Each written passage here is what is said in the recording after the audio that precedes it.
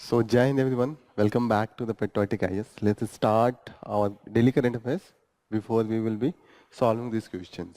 तो अभी मिला था कि सॉल्व किया है? अभी तुरंत मिला है. अच्छा कल थोड़ा सा, हाँ कल थोड़ी सी हमारा क्या होगा पहले का आंसर. आज हमने सोचा डायरेक्ट क्लास में ही डिस्कस कर लें. What will be the answer of the first. पहला टफ है लेकिन एक दो तो मिला सकते हैं.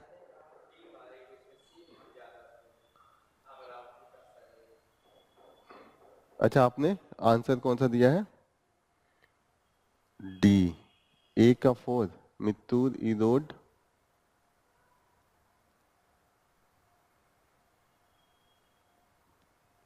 ये तो ऐसे ही गलत होगा है ना. सी. ए का 4. अभी हम लोग कल ही परसों तो पढ़े थे. मित्तूर कहाँ पे था? मित्तूर सलेम में था ना. हमने नहीं पढ़ा था कि जो राजा सागर और ये कृष्णा राजा सागर डैम उससे पानी छूटेगा तमिलनाडु करेगा. तमिलनाडु मित्तूर में करेगा और मित्तूर सलेम में है तमिलनाडु के. एक बार चेक कीजिए. नहीं सलेम तमिलनाडु में है. ये तो क्लियर है. उस दिन पढ़े तो थे परसों. एक बार चेक कीजिए. आप कंफ्यूज मुझे कर रहे हैं लेकिन यही होना चाहिए. तो बी होना चाहिए. एक ही अगर पता है तो हो गया ना. मित्तूर केवल बी बी में ही है. उस दिन पढ़ा था और सब हमने नहीं पढ़ा है उतना. लेकिन मैं उसी को लेके एलिमिनेट कर सकते थे. एलिमिनेशन बहुत इंपॉर्टेंट है. मित्तूर सलेम है. क्या दिखा रहा है? मित्तूर सलेम ही है. सलेम तमिलनाडु में है. मैं वहां गया हूँ इसलिए मुझे पता है. और बहुत तो ना इंडस्ट्रियल एरिया है.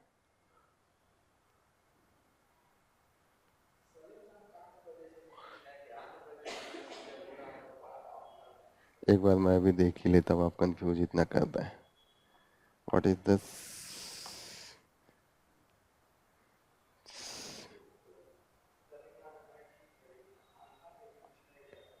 पता नहीं. वो यही फेमस है तमिलनाडु वाला. सलेम नाम से तो बहुत होंगे. सलेम मित्तूर डैम.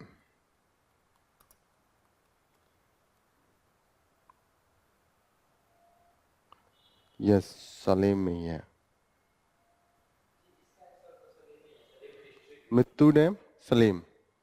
ठीक है तमिलनाडु. तो ये that will be the correct answer. इसमें एलिमिनेशन करके लाना था. Just you have to know that कि उस दिन सलेम पढ़ा था. मैंने सोचा किसने ध्यान दिया है एक बार पूछ के देखते हैं. और सब तो नहीं पढ़ाया है.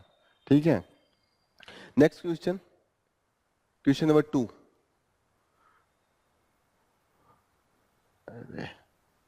Which of the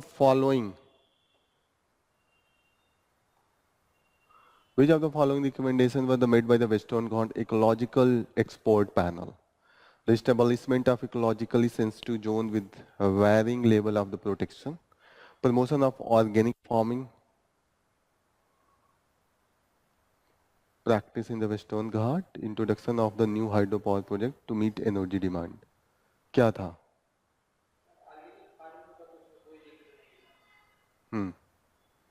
तो आप कह रहे हैं कि 2 एलिमिनेट कर दूं.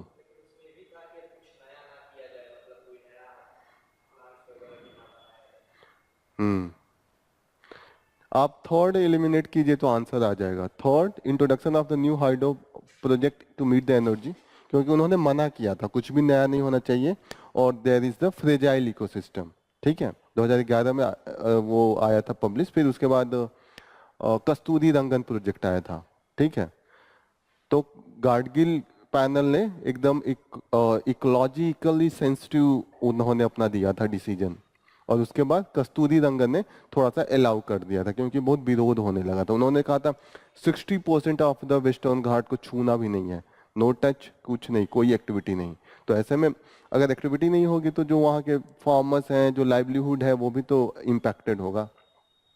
मैक्सिमम जो टूरिज्म होता है केरला में टूरिज्म का बहुत है. टूरिज्म बेस्ड है. तमिलनाडु का भी जो कोयम्बटूर वाला एरिया है वहाँ पे जहाँ पे हम लोग सुनते हैं वो ऊटी.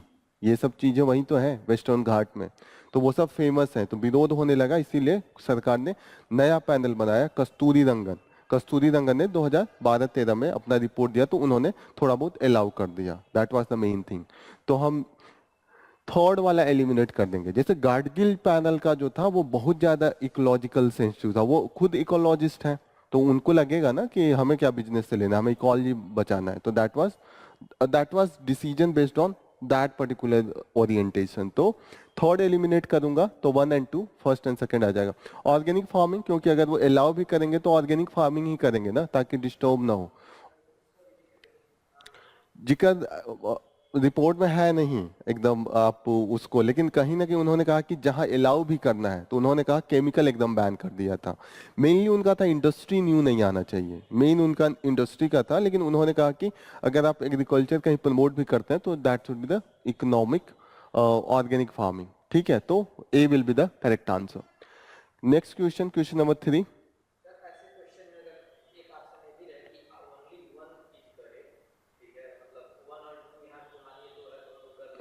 हम्म, मैंने देखा है ऑर्गेनिक फार्मिंग का उन्होंने करा है, मतलब एकदम ऐसे तो एलिमिनेशन के लिए, इजी बनाने के लिए ये दिया है, लेकिन ऑर्गेनिक फार्मिंग का मैंने वेरीफाई किया था तो है। ठीक है, question number 3। Consider following statement about the ecosystem. Open eco, कल में ये ओपन इकोसिस्टम वाला था, इसका मेन है ना कि जैसे ओपन इकोसिस्टम ये होता है कि जहाँ पे आप नेचुरल तरीके से जो चीजें ग्रो हो रही है उसको ग्रो करने दें। जैसे आप आर्टिफिशियली ट्री भी लगा देंगे ना तो वो इंक्रोचमेंट होगा, वुडी इंक्रोचमेंट उसको कहते हैं। ओके, दो टर्म होता है, आप ये मत कंफ्यूज होइएगा। जैसे एक होता है कि ओपन इकोसिस्टम,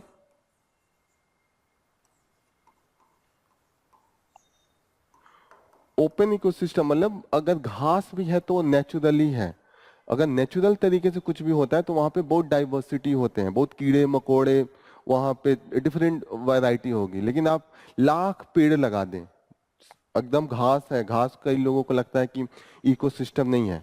आप अंदर जाइएगा कभी, एक दिन मैं बता रहा था ना कि कभी घास पे जाके बैठेगा जो नेचुरल हो, थोड़ा जंगल वाले एरिया में हो, तो आपको चींटियां काटने लगेंगी, कीड़े आपके शरीर पे चलने लगेंगे, कुछ ना कुछ अंदर होते हैं।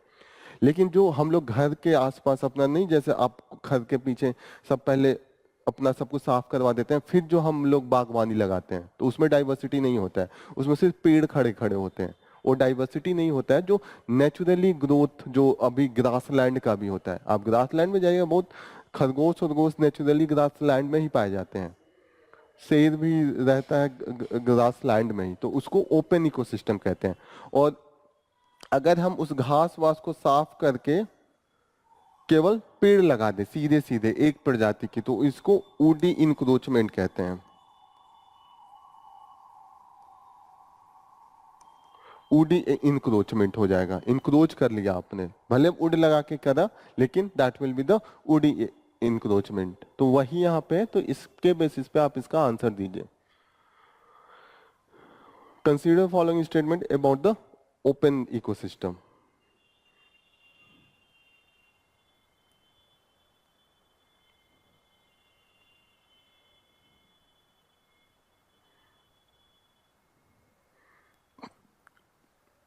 यहाँ पे देखिएगा, ecosystem typically found in the heavy rainfall through out the year, तो वहां पे अगर heavy rainfall through out the year है तो वो क्या होगा, एवरग्रीन हो जाएगा ना, वेटलैंड मॉइस्ट एवरग्रीन, तो वो आपका ओपन इकोसिस्टम नहीं होगा। ओपन इकोसिस्टम मीन्स होता है जो ट्रीज होंगे वो दूर दूर होंगे, ग्रासलैंड का मेन डोमिनेशन होगा। ओके, तो यहाँ पे ये तो नहीं होगा, सेकेंड वाला आप एलिमिनेट कीजिए, तो 1 एंड थर्ड जो B will be the correct answer. Desert में भी उनका नेचुरली इकोसिस्टम होता है ना, डेजर्ट में भी बहुत तरीके की प्रजाति होती हैं जो आपके जो बनाए हुए में नहीं आएगा। जैसे डेजर्ट में अभी हमने वो पढ़ा था, ये एक डेजर्ट एस होता है जो गधा होता है ना, जो काफी फेमस है, वो अभी उसका गुजरात में ही यूनिक पाया जाता है, गुजरात एंड राजस्थान का है। और भी डेजर्ट में काफी यूनिक पाए जाते हैं, जो डेजर्ट के पेड़ होते हैं वो यूनिक होते हैं, वो आप नॉर्मली नहीं सरवाइव कर पाएंगे। डेजर्ट का अपना खुद का होता है, इसीलिए वो सरवाइव कर जाते हैं, एडाप्ट कर जाते हैं। जो कटीले वाले पेड़ आप देखते होंगे बहुत सारे, जो कैक्टस, ये सब चीजें प्रजातियां हैं, कहीं ना कहीं ये डेजर्ट में है, उनका यूनिक है। तो डेजर्ट भी आएगा। डेजर्ट में भी ऐसा नहीं है कि एकदम पेड़ नहीं दिखता है, दूर दूर पेड़ दिखते हैं कहीं कहीं। एकदम मैं एकदम वो डेजर्ट नहीं कर रहा हूँ जो एकदम थार वाला, जहाँ पे आपको कुछ नहीं मिलेगा, बस सैंड मिलेगा। लेकिन डेजर्ट का जहाँ पे भी थोड़ा बहुत भी अगर बारिश हो जाए तो वहाँ पे कुछ न कुछ इकोसिस्टम बना लेता है, तो डेजर्ट आएगा। बस ओपन इकोसिस्टम वहां रहेगा ना, यहाँ पे जहाँ पे हम अपना नेचुरली कट करके सिर्फ पेड़ पेड़ एक प्रजाति का नहीं लगा दे। आप डेजर्ट में भी जाइएगा तो डिफरेंट प्रजातियां होती हैं, डिफरेंट स्पीसीज होंगे वहां पे। Okay, so third second eliminate कीजिएगा, B will be the correct answer. समझ में आ रहा है ये वाला कि ओपन इकोसिस्टम का क्या डिफिनीशन है। Question number 4, consider following statement regarding the role of governor in state. The governor acts as the nominal head of the state while the real power lies with the chief minister and the state council of minister. सही है, पहला सही हो गया। The governor can recommend the imposition of the president rule in the state if they believe that state government cannot function according to provision of the constitution. तो आप emergency जब article 356 पढ़िएगा तो उसमें है कि गवर्नर रिपोर्ट भेजता है प्रेसिडेंट को कि जो उनके स्टेट में है as per the constitution functional है कि नहीं। अगर वो 360 है ना, हाँ 360 इकोनॉमिक इमरजेंसी है, 356 जो है वो president rule into the state है, और 352 जो है वो नेशनल इमरजेंसी है। ओके हाँ, जहाँ पे वार एग्रेशन इस पे होगा, इंटरनल डिस्टर्बेंस। तो यहाँ पे सेकंड भी सही हो रहा है। Third, the governor has the power to appoint the chief minister even if the candidate doesn't enjoy the majority in the legislative assembly. Okay, ये बड़ा कंट्रोवर्शियल है। थर्ड वाला आप हाँ भी हो सकता है, ना भी हो सकता है। रूल ये नहीं है कि चीफ मिनिस्टर के लिए पहले मेजॉरिटी लें। अभी सुप्रीम कोर्ट का जो जजमेंट है उसमें कहा कि रिटेन आप ले सकते हैं, लेकिन पहले कॉन्स्टिट्यूशन में कहीं नहीं लिखा है। कॉन्स्टिट्यूशन में ये लिखा है कि पहले आप चीफ मिनिस्टर अपॉइंट कर दीजिए, फिर कहिए कि जाके प्रूफ कीजिए। मेजॉरिटी बाद में प्रूफ होता है। मोदी जी को पहले नहीं मेजॉरिटी प्रूफ करवाया, पहले प्राइम मिनिस्टर बना दिया था। अभी हाल ही में आपने देखा होगा, वो तो दे दिया, फिर कहा कि जाके मेजॉरिटी प्रूफ कीजिए। चीफ मिनिस्टर का भी यही केस होता है। ये इस पे बड़ा मतलब सस्पिशन है। जो सुप्रीम को कॉन्स्टिट्यूशन के हिसाब से ये सही है, कॉन्स्टिट्यूशन में कहीं पे भी ये नहीं मेंशन है कि पहले वो मेजॉरिटी प्रूफ करवाएंगे। लेकिन सुप्रीम कोर्ट का जो अभी जजमेंट आया है उसके अनुसार पहले वो लिस्ट में नेमिंग कर लेते हैं, मांग लेते हैं, देख लेते हैं कि किसके पास मेजॉरिटी है। ओके, तो एक तरीके से देखा जाए तो 1 2 3 तीनों सही है, और सुप्रीम कोर्ट का जजमेंट अगर लेंगे तो 1 और 2 ए सही है। तो थोड़ा सा कंफ्यूजन है। यूपीएससी इतना वेग क्वेश्चन नहीं पूछेगा, वो क्लियर कट पूछेगा। ठीक है, ये ऐसे मैंने आपको बताने के लिए ये स्टेटमेंट दे दिया कि इस स्टेटमेंट थोड़ा वेग स्टेटमेंट है, क्लियरिटी नहीं है। सही भी हो सकता है, गलत भी हो सकता है। ठीक है, question number 5, consider following statement about the KS Puttaswamy versus union of India judgment. The Supreme Court upheld the constitutional validity of the Aadhaar Act. The court ruled the Aadhaar scheme is mandatory for the availing all the government subsidies and the benefits. Third, the court held that Aadhaar is not mandatory for the open banking account or the obtaining mobile connection. क्या पढ़ा है Puttaswamy case? आधार act नहीं पढ़ा है ना? इसमें ये है कि जो पुट्टास्वामी केस उसमें आधार एक्ट को भी देखा था, उसमें जो मनी बिल पास कराया था, तो उन्होंने बोल दिया था ठीक है मनी बिल तो है, वहां पे दिक्कत नहीं थी, लेकिन उन्होंने कहा था कि जो ये मैंडेटरी आप बना रहे हैं वो मैंडेटरी नहीं होगा, आप आधार के साथ साथ ऑप्शन देंगे। जैसे ये नहीं कहेंगे कि आधार ही मैंडेटरी, आधार नहीं है तो नहीं है। आधार के साथ अगर किसी के पास नहीं है तो उनके लिए आप डीएल या हो सकता है राशन कार्ड, ये सब का ऑप्शन देने को बोला था। ठीक है, तो ये गलत हो गया, ये मैंडेटरी नहीं करा था, तो that's why first and third will be the correct, so C will be correct. ठीक है, अभी भी देखिएगा वहां पे आधार के साथ साथ और भी चीजें वो लोग देते हैं कि, लेकिन ये है कि वो आजकल बैंक वाले जबरदस्ती करने लगते हैं कि आधार लगेगा ही, लेकिन मैंडेटरी नहीं है। अब जाके केस कर सकते हैं उनके खिलाफ। Next question, which of the following, which political philosophy is characterized by the belief that a strong and effective legal and institutional framework is essential to prevent chaos and ensure stable governance as emphasis in the Dr. Ambedkar's grammars of anarchy speech. Grammar of anarchy speech कल हम लोगों ने मैंने जिक्र किया था इसका, क्यों क्यों जिक्र किया था?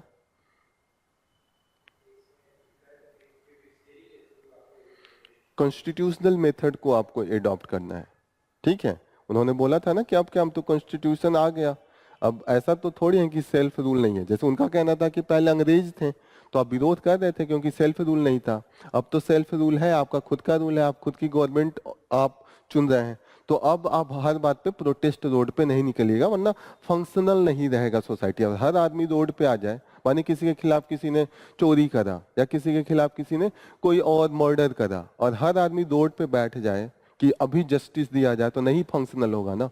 ये है कि आपको जो कॉन्स्टिट्यूशन में क्या लिखा है कि कोर्ट होगा, डिस्ट्रिक्ट कोर्ट में जाइए, डिस्ट्रिक्ट कोर्ट के बाद हाई कोर्ट जाइए, हाई कोर्ट के बाद सुप्रीम कोर्ट जाइए। प्रोटेस्ट आप तब करेंगे जब आपको ये सब रूल्स फॉलो नहीं हो। आर यू गेटिंग ना? तो यहाँ पे इन्होंने कहा था कि we have to leave everything, we have to follow the constitutionalism. Constitutionalism means constitution के प्रोविजन जो दिए गए उससे आप विरोध कीजिए। आपको फंडामेंटल राइट्स भी दिया गया है, आप direct high court supreme court जा सकते हैं under the fundamental rights. There is the different other authority you can go, that's why C will be the correct answer. Constitutionalism clear है? कल ये भी मैंने बताया था, उन्होंने कहा था यहाँ तक गांधी के भी मेथड को उन्होंने विरोध किया था, कहा था कि ये सिविल डिसोबीडियंस और ये जितने भी है अहिंसा, ये सब चीजें अब नहीं चलेगी, अब you have to follow the constitutionalism. Okay, last ये भी हम लोगों ने कल पढ़ा था। Which of the following fort is located in the western coast of the Myanmar facing the bay of Bengal? Locate किया था घर जाके? क्याकफ्यू, नेपाली, नेपाली है या गपाली है? एन साइलेंट है, गपाली इसको पढ़ेंगे। आपको जाके लोकेट करना चाहिए था। जब भी कोई चीज है ऐसे पोर्ट वोर्ट हो तो मैप में यू हैव टू लोकेट। अगर मैं कराता हूँ तो ठीक है, मैं नहीं भी कराऊं तो यू हैव टू लोकेट, ये बहुत आपका फायदा करेगा। तो ये दो तो बे ऑफ बंगाल की तरफ मुंह करके हैं, लेकिन जो तीसरा है गपाली, ये नेचुरल पोर्ट है। नेचुरल पोर्ट का मतलब यहाँ पे सीनिक ब्यूटी बहुत अच्छा है। पोर्ट मेन नहीं है, पोर्ट वो नहीं है कि कार्गो वर्गो के लिए, सामान ट्रेड के लिए, ट्रेड के लिए अब उसको बढ़ावा दे रहे हैं, लेकिन अभी तक ये नेचुरल पोर्ट था। सीनिक ब्यूटी के लिए, टूरिज्म के लिए लोग जाते थे। ओके, ये वाला जो है वो अंडमान निकोबार सी जो है उसको फेस करता है, एकदम किनारे है। नीचे अंडमान निकोबार आएगा, वही लिंक आप आगे जाएंगे तो इंडोनेशिया जाएगा, तो उस वाले एरिया में है। क्लियर? तो दैट इज नॉट करेक्ट। तो 1 and 2, only 2, B is the correct answer. समझ में आ गया? क्लियर? स्टार्ट करते हैं न्यूज़पेपर से। पहला ये कल हमने देखा लैंडस्लाइड, डेथ टोल अब 200 हो गया, कल 120 था। ठीक है, तो नथिंग इंपॉर्टेंट, जस्ट ये पता होना चाहिए कि वायनाड का जो लोकेशन है वेस्टर्न घाट, और यहीं पे कौन सा है, कौन सा सेकंड हाईएस्ट पीक, डोडा बेटा, डोडा बेटा है ना, Doddabetta second highest peak of the Western Ghat यहीं पे है वायनाड में। डोडा बेटा, बेट्टा उसको डबल टी ए है, डोडा DODA।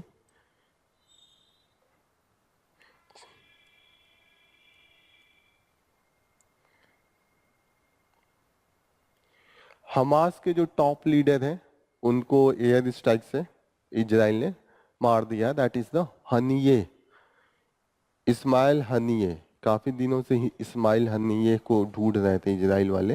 ये टॉप जो हमास है उनके मेन ये थे, तो उनका डेथ हो गया। तो अब ईरान की तरफ से आ रहा है कि वो हमारे लीडर थे, क्योंकि वहां पे जो अभी प्रेसिडेंशियल इलेक्शन हुआ था उसी के ये सेरेमनी में गए थे, तो इन्होंने कहा कि हमारे गेस्ट थे, आपने मारा है तो हम उसका बदला लेंगे। ओके, लेबनान का कैपिटल का क्या नाम है? एक बार लोकेट कीजिए, मैप निकालिए, लेबनान देखिए कहाँ पे, एंड लेबनान का जो कैपिटल है उसको एक बार निकाल के देखिए। लेबनान जस्ट इजराइल के बैक साइड में है, वेस्ट। बेरूत क्या है, कहाँ पे है लेबनान? ये लेबनान है, यहाँ पे लेबनान, बेरूत। ओपन किया, लोकेट किया। इजराइल के जस्ट इस तरफ है, बैक साइड में जॉर्डन है, और ये जॉर्डन और इजराइल को जो डिवाइड करता है वो जॉर्डन सी है, जॉर्डन रिवर है, जॉर्डन रिवर डिवाइड करता है, डेड सी इसके बीच में है। ओके, जॉर्डन का जो कैपिटल है अमान है, सीरिया का दमास्कस, और गोलन हाइट यहाँ पे है। गोलन हाइट को लेके बड़ा झगड़ा है, पहले गोलन हाइट सीरिया में था, इजराइल ने जीत के अभी जिस इस पे जो एडमिनिस्ट्रेशन कर रहा है वो इजराइल कर रहा है, इसको भी लेके हमेशा लड़ाई रहती है। गोलन हाइट पे एक बार यूपीएससी ने 2013 में क्वेश्चन भी पूछा है कि इसके लोकेशन को लेके। ओके, क्लियर हो रहा है ये कहाँ पे लोकेशन है? ईरान यहाँ पे। तो ईरान ही हिजबुल्लाह हमास जितने भी हैं उनको सपोर्ट कर रहा है, माना जा रहा है कि ईरान ही असली लड़ाई लड़ रहा है इजराइल से। लोकेशन क्लियर हो रहा है क्या कहाँ पे है? रेड सी, पर्शियन गल्फ। ओके, जो यहाँ का मेन है बाब मंडेब, जो मेन यहाँ पे न्यूज में था, और यहाँ वाला कौन सा है?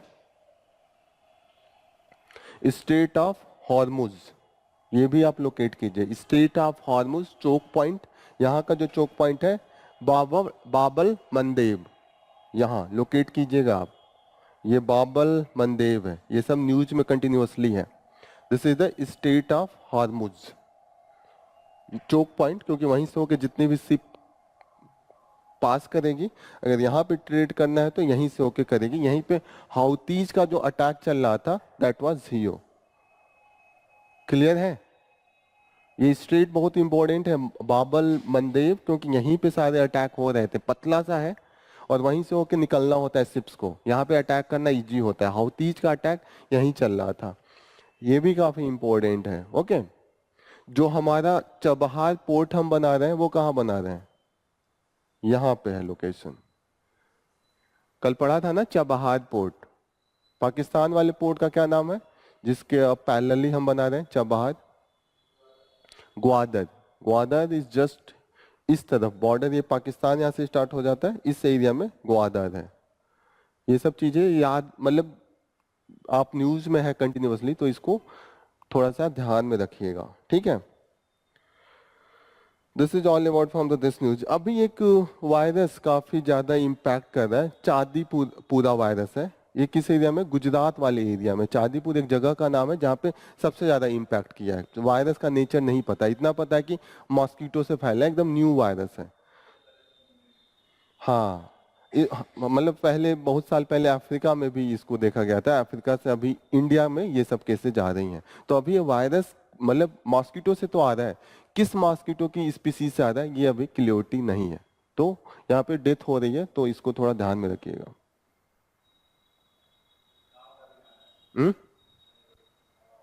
क्या गांव का नाम है? गुजरात में किसी का, किसी गांव का? अच्छा हाँ, मुंबई में है। ओके, गुजरात में सबसे हाईएस्ट रिकॉर्ड हुआ है। गुजरात में अभी जो रिकॉर्ड हाईएस्ट डेथ हुआ है वो गुजरात में हुआ है। या ये सब न्यूज़ कंटिन्यूअसली चल रहा है, इनको बाहर कर दिया। और यूपीएससी ने कहा कि हमने 2009 से 2023 तक के सारे लिस्ट देखे हैं, बस इन्हीं का केस था, वरना और कोई केस नहीं था। ओके, ठीक है, ये कल हम लोगों ने देखा ही था, ये वाला न्यूज़ कल हम जो लोग देखे थे वही वाली तो है। इस समय काफी कंट्रोवर्सी में है, इनसे कह रहे हैं माफी मांगो, नहीं तो एडजॉर्नमेंट मोशन एडजॉर्न कर दिया। यहाँ पे देखिएगा प्रिविलेज मोशन जो होता है, एक दिन पढ़ रहे थे ना हम लोग, प्रिविलेज मोशन। प्रिविलेज मोशन होता है कि जो लोग पार्लियामेंट में काम कर रहे हैं, अगर उनको कुछ अलग से हम प्रिविलेज नहीं दें, बोलने की स्वतंत्रता या अरेस्ट होने से स्वतंत्रता, तो वो फ्री होके अपना स्पीच या कोई भी कंट्रीब्यूशन नहीं कर पाएंगे। होता है ना, आपको कंट्रोवर्शियल टॉपिक में भी बोलना पड़ता है, तो ये नहीं होता कि आप कुछ भी बोले आपके खिलाफ डिफेमेशन या कोई केस हो जाए। होता है ना कि देशद्रोह का ये सब केसेस ना हो जाए, तो इसीलिए पार्लियामेंट का प्रिविलेज है। आर्टिकल 105 जो पार्लियामेंट के लिए है, एंड 194 है that is for the state legislature. Okay, तो वहां पे दो तरीके का प्रिविलेज है। एक है कि पूरे कलेक्टिव जो पार्लियामेंट है उसका है, इसके इस प्रिविलेज में ये होता है कि पार्लियामेंट जो है अपने प्रिविलेज के लिए खुद का रिपोर्ट जो उनकी प्रोसीडिंग हो रहा है वो पब्लिश कर सकता है, कोई रोक नहीं लगा सकता है। और सेम किसी को पब्लिश करने से भी रोक भी सकता है, खुद का अपना रिपोर्ट पब्लिश करने की एकदम फ्री है, कोई जाके केस नहीं करेगा कि आपने ये क्यों किया, ये वाला चीजें कंट्रोवर्शियल थी। क्लियर हो रही है? प्रिविलेज है खुद का भी पब्लिश करेगा और दूसरा कोई अगर पब्लिश कर रहा है तो उसको उस पर रोक भी लगा सकता है। चीजें क्लियर हो रही हैं? ये इसको हम कलेक्टिव कहते हैं। दो तरीके का प्रिविलेज है, एक है कलेक्टिव, एक है इंडिविजुअल। कलेक्टिव प्रिविलेज में तो एक तो हो गया कि किसी को खुद पब्लिश कर सकता है report and what ever the उनका पैनल का जो भी आउटकम आ रहा है, स्पीच एनीथिंग, दूसरे को रोक सकता है। ये क्लियर है ना? दो चीजें हैं। दूसरा इनका जो कलेक्टिव प्रिविलेज है, पहला दूसरा है कि वो खुद का कंडक्ट रूल बना सकते हैं कि कैसे किसको पनिशमेंट देना है। तो that is the second collective privilege. Collective का मतलब पार्लियामेंट बैठ के रूल बना देगा कि कब किसी ने कुछ बोला तो उसको कैसे पनिश करेंगे और कैसे प्रिविलेज का रूल चलेगा। एंड थर्ड जो सेकेंड पार्ट है वो इंडिविजुअल प्रिविलेज है। इंडिविजुअल प्रिविलेज में ये है कि कोई भी अगर मेंबर, अगर कभी कोई सिविल केस उसके खिलाफ किया गया है, सिविल केस के लिए सिर्फ है, सिविल केस है तो अगर हाउस की प्रोसीडिंग है तो हाउस की प्रोसीडिंग का जो डेट है उससे 40 दिन पहले और उसके 40 दिन बाद तक कोई अरेस्ट नहीं कर सकता है। ये प्रिविलेज है। ओके। सेकंड प्रिविलेज ये है कि अगर हाउस का ये चल रहा हो, हाउस का अगर ये क्या कहते हैं सेशन चल रहा हो, सेशन में अगर हाउस हो तो वहां पे किसी को फोर्स कोर्ट नहीं कर सकते कि आप आके विटनेस बनिए। नहीं होता कि कोई विटनेस में किसी और का नाम दे देता है कि यहाँ पे कुछ था, ये वहां पे थे तो इनको विटनेस बनाया जाए, होता है ना? तो वहां पे विटनेस के लिए फोर्स नहीं किया जा सकता है। That is the individual privilege. चीजें समझ में आ रही हैं? एक बार मैं आर्टिकल दिखा देता हूँ 105 and power privilege of the house of parliament and the members and the committee thereof. तो जो भी अगर उसमें पार्टिसिपेट करेगा, भले वो उसका पार्ट नहीं है लेकिन उसका पार्टिसिपेशन का राइट है, तो उसको भी हम इस प्रिविलेज के अंडर में रखते हैं। क्लियर हो रही है ये चीजें? और इस प्रिविलेज में पहले ये था, यहाँ पे जो अभी आपका ब्रैकेट में कुछ सब्सटीट्यूशन लग रहा है यहाँ पे, अमेंडमेंट बाय द 1978, इसके पहले जो था वो था कि this privilege will be same as the house of lord and house of the common of the British parliament. Britain का जो पार्लियामेंट है उसमें दो हाउस है, house of common and house of lords. Okay, तो उनका जो था हम उसको फॉलो करते हैं। अभी भी सबसे बड़ी ये चीज है कि अभी भी हमने इसको वही फॉलो कर रहे हैं। लेकिन 1960 के दशक में विरोध होने लगा कि ब्रिटेन तो चले गए, कॉलोनियल पावर तो नहीं है, लेकिन आज भी आप लोग उन्हीं का फॉलो कर रहे हैं। तो इन्होंने बस होशियारी हटा के यहाँ से ब्रिटिश पार्लियामेंट को हटा के इन्होंने लिख दिया कि whatever there was the law immediately before the coming of this section into the fourth. बात वही हुआ, अभी भी हम उसी को, क्योंकि इसके पहले तो ब्रिटिश पार्लियामेंट को फॉलो करते थे, लेकिन ब्रिटिश पार्लियामेंट से यहाँ से हटा दिया कि नाम न रहे।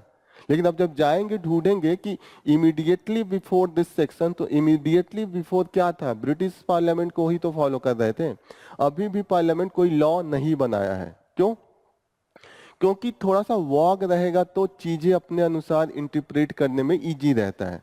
अब ब्रिटेन के पार्लियामेंट में क्या है, अब हम इंटरप्रेट करेंगे, कुछ को भी करेंगे, अगर खुद कोडिफाई करेंगे, जैसे अब जो इंडिया का पार्लियामेंट जो हमारा सुप्रीम कोर्ट है वो ब्रिटेन का तो नहीं रिव्यू करेगा, लेकिन अगर इंडिया का लॉ बना देंगे तो तुरंत रिव्यू करने लगेगा ना कि आप ये क्यों गलत तरीके से कर रहे हैं। तो इसमें इन्होंने क्या, इनके पास पावर बहुत ज्यादा है पार्लियामेंट को, कोई भी इनके विरोध में बोलता है तो तुरंत इसके खिलाफ वो लोग प्रिविलेज मोशन निकाल देते हैं। और ये प्रिविलेज मोशन ऐसा नहीं है कि सिर्फ पार्लियामेंटेरियन के लिए है, जो आउटसाइडर है, आम जनता भी किसी तरीके का टिप्पणी करे तो उसके खिलाफ ये केस चला देते हैं। That is the main thing. समझ में आ रही है ये चीजें कि किसी पार्लियामेंटेरियन या पार्लियामेंट के बारे में अगर इनको लगे, पार्लियामेंट को, उनकी कमेटी एक बैठती है प्रिविलेज कमेटी, अगर उनको लगती है तो दे स्टार्ट द केस। तो यहाँ पे अब डिबेट होता है कि सुप्रीम कोर्ट को फोर्स करना चाहिए पार्लियामेंट को कि कोडिफाई करें क्या क्या प्रिविलेज के अंडर में आता है, सब कुछ एक लॉ के अंदर में बना के लिखें ताकि क्लियरिटी रहे कि यहाँ तक हम बोलेंगे तो पार्लियामेंट्री प्रिविलेज नहीं है और इसके बियॉन्ड बोलेंगे तो हम ब्रीच माना जाएगा, breach of the parliamentary privilege. समझ में आ रही है ये चीजें? यहाँ पे इनको तो पूरा फ्रीडम दे ही रहे हैं कि ये कुछ भी बोल सकते हैं। अगर पार्लियामेंट में कोई पार्लियामेंटेरियन कुछ भी बोल रहा है तो उसके खिलाफ केस भी नहीं कर सकते हैं। जैसे हमारा है ना, फ्रीडम ऑफ स्पीच एक लिमिटेड है। जब आप आर्टिकल 19 पढ़ेंगे वहां पे देखेंगे कि जो फ्रीडम ऑफ स्पीच है,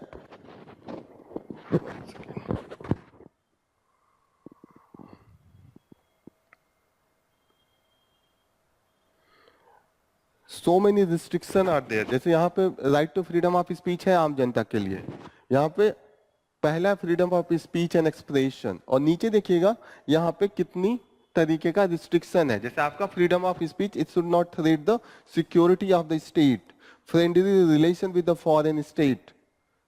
क्लियर हो रही है कि जो आम जनता, दोनों का फ्रीडम ऑफ स्पीच है, लेकिन जो आम जनता का है उस पर रिस्ट्रिक्शन इतना ज्यादा है कि ये फ्रीडम ऑफ स्पीच कहीं ना कहीं उस लेवल पे नहीं जा पाता जो इतना फ्रीडम हमें दे। हर जगह कई तरीके का incitement of the offence, defamation, सब में आपको रोक लगा दिया जाएगा। कंटेम्प्ट ऑफ कोर्ट भी नहीं होना चाहिए। लेकिन जो उनका फ्रीडम ऑफ स्पीच है दैट इज एब्सोल्यूट, उस पर कोई रिस्ट्रिक्शन नहीं है। जो आर्टिकल 104 हम लोग पढ़ रहे थे, देयर इज नो रिस्ट्रिक्शन, यहाँ पे एकदम फ्रीडम 100% है, कुछ भी बोले। इस वाले में कहीं पे भी रिस्ट्रिक्शन नहीं है। आप देखिए 105 कहीं पे रिस्ट्रिक्शन नीचे दिख रहा है, कहीं पे भी नहीं है। अधिक से अधिक इसमें ये हो सकता है कि यहाँ पे जो ब्रीच होगा, पार्लियामेंटेरियन जो पार्लियामेंट्री एक्शन, पेनाल्टी हो सकता है। पेनाल्टी मैक्सिमम है कि सस्पेंड करते हैं, लेकिन नॉर्मल हम लोग अगर ब्रीच करें तो डिफेमेशन का केस चलेगा तो 2-2 साल की जेल की सजा होती है। सेडिशन का भी केस चला लेते हैं, कंटेम्प्ट ऑफ कोर्ट का भी केस चला लेते हैं आम जनता के लिए। तो डिफरेंस समझ में आ रहा है कि फ्रीडम ऑफ स्पीच इनका भी है, हमारा भी है। तो इनका काफी ब्रॉडर है, हमारा काफी नैरो है। इस पे डिबेट चलता है। और डिबेट दूसरी चीज ये है कि मिसयूज बहुत होता है, क्योंकि कोई भी, जैसे जो गवर्नमेंट पावर में रहेगी वही प्रिविलेज कमेटी को डोमिनेट करेगी, उसी के अनुसार सब कुछ चलेगा। तो उसके खिलाफ अगर कुछ भी बोला तो अगेन ये टूल हो जाता है in the hand of the government to punish the people who is against और स्पीकिंग अगेंस्ट द गवर्नमेंट। चीजें क्लियर हो रही हैं? This is all about. तो एक 105 है ये पार्लियामेंट के लिए है, एंड 194 है वो स्टेट के लिए है। चीजें क्लियर है? प्लीज नोट डाउन, ये बहुत आजकल न्यूज में भी है। 105 that is for the parliament, same चीज 194 में है।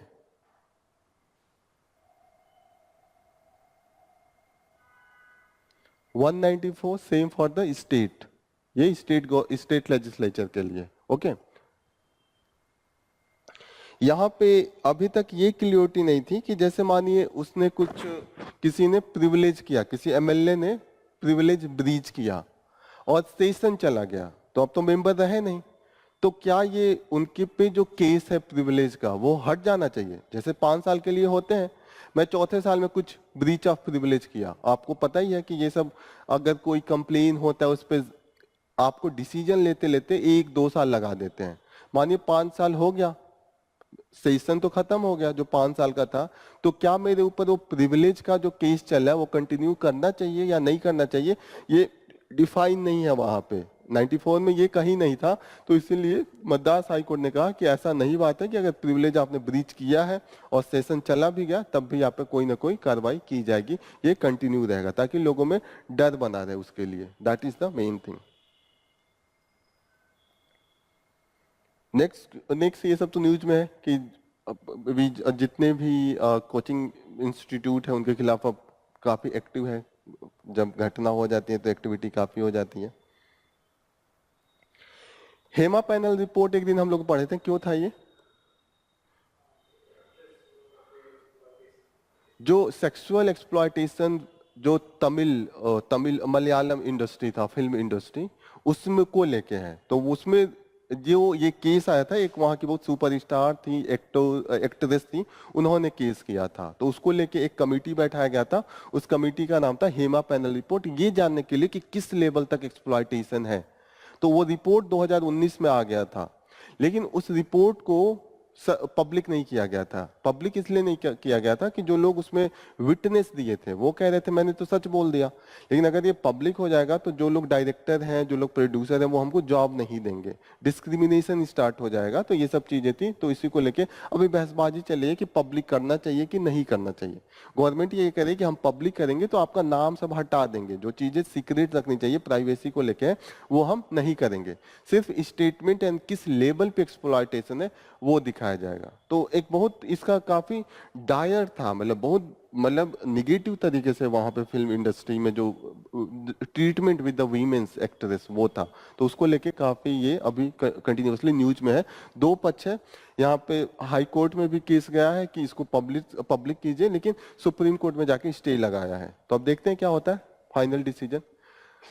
काबिनी डैम है, काबिनी रिवर भी है, जो ट्रिब्यूटरीज है किसकी, कावेरी की, कावेरी रिवर की। ओके, कंटिन्यूअसली हम देख रहे हैं कि डैम ओवरफ्लो इस समय हो रहा है मैक्सिमम। जहां अभी 2 महीना पहले हम लोग देख रहे थे, लड़ रहे हैं कि पानी दो, अभी ये कह रहे हैं कि पानी मत छोड़ो। ठीक है, तो ये जो पानी छोड़ रहे हैं उनको कह रहे हैं कि हमारा फ्लड कंडीशन है।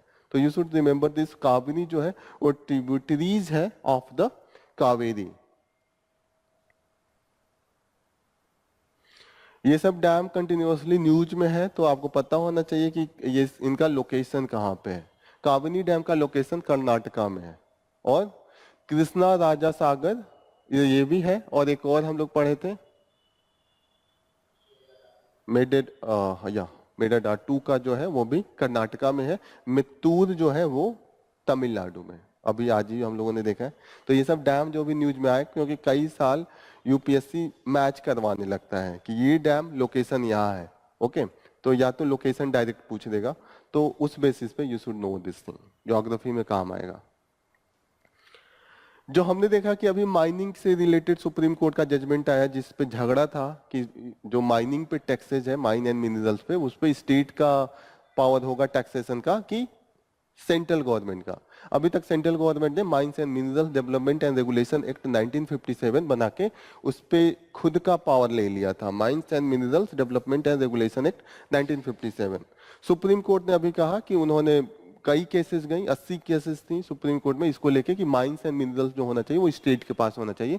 तो सुप्रीम कोर्ट का जो जजमेंट अभी आया, उन्होंने पूरा का पूरा पावर टैक्सेशन का माइंस पे स्टेट को वापस दे दिया है। That is the main thing. Okay, अब ये बात आ रहा है कि ये रिट्रोस्पेक्टिवली इसको अप्लाई करें कि प्रोस्पेक्टिवली। दो वर्ड है, रिट्रोस्पेक्टिव एंड प्रोस्पेक्टिव। एक दिन मैं समझाया था what is the difference between retrospective and prospective, समझाया था, याद है? आप बताइए श्रेया, आप ही का हेलमेट था, भूल गई? आपको याद है? परसों ही बताया था, परसों या नसो 2-3 दिन पहले। अच्छा, आप तो थे नहीं, विनय नहीं थे, अब बताइए आप।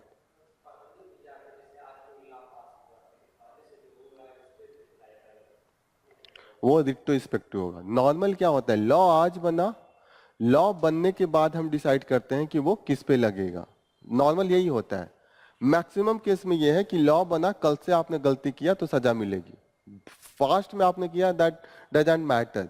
लेकिन जो फिनेंशियल एरिया में जो लॉ बनती है, कई बार ऐसा होता है कि हम देखते हैं कि वो रिट्रोस्पेक्टिव लगा देते हैं, कई बार पेनाल्टी रिट्रोस्पेक्टिव लग जाती है। वो है कि फ्यूचर में भी आप पास्ट में भी जाके कोई गलती की है तो उस पर आपको पेनाल्टी लगा सकते हैं या वो अप्लाई हो सकती है। तो ये जो अभी है, सुप्रीम कोर्ट ने अगेन इस पे बोल दिया कि रेट्रोस्पेक्टिव जाके टैक्स लगा सकते हैं। जैसे पहले मानिए वो टैक्स सेंट्रल ने वसूला हो, अब जाके ये लेंगे, कहेंगे अब इनका हक हो गया ना, पैसे तो दिए जा सकते हैं। सजा भले कंपनसेट नहीं किया जा सकता है, जैसे किसी को पहले नहीं था तो उसको नहीं पता है, तो उसको जाके जेल में नहीं बंद कर सकते हैं किसी क्राइम के लिए। होता है ना, जैसे कि रोड पे आपको ऑटो चलाना अभी बंद कर दें, जैसे डीजल वाली, तो डीजल वाली जब बंद हो जाएगा तो कल से जो चलाएगा उस पर केस होगा। लेकिन ऐसा नहीं है कि जो 10 साल पहले डीजल जब अलाउड था तब चलाए हो तो उस पे जाके आप पनिशमेंट दे देंगे। हो गया ना क्लियर है? तो यही रिट्रोस्पेक्टिव एंड प्रोस्पेक्टिव दो तरीके का डिफरेंस होता है। यूनियन पब्लिक सर्विस, ये यूपीएससी के जो चेयरमैन है, ये पीसीएस के लिए, इनका नाम याद रखिएगा, प्रीति सुदन। और यूपीएससी के लिए आर्टिकल याद रखिएगा क्या क्या है। आर्टिकल 315 315 से स्टार्ट हो जाता है और 323 तक यूपीएससी से रिलेटेड प्रोविजन है। Okay, Preeti Sudan now see is chairperson, पहले वो सेक्रेटरी भी रही हैं, अभी मेंबर भी थी। ओके, अब यूपीएससी का एक बार हम प्रोविजन देख लें। What is the provision? जो मेन प्रोविजन है कि जिसको भी अपॉइंट किया जाएगा मेंबर या चेयरपर्सन, एक कंडीशन दिया है। पहला कंडीशन है कि वो 10 साल पब्लिक सर्विस में गवर्नमेंट ऑफ इंडिया या गवर्नमेंट ऑफ स्टेट के अंडर में काम किया हो, जस्ट इतना ही क्वालिफिकेशन है। ओके, एलिजिबिलिटी जो है, आपको यूपीएससी का मेंबर बनना है या चेयरमैन बनना है तो उसके लिए 10 साल का आपको एक्सपीरियंस चाहिए।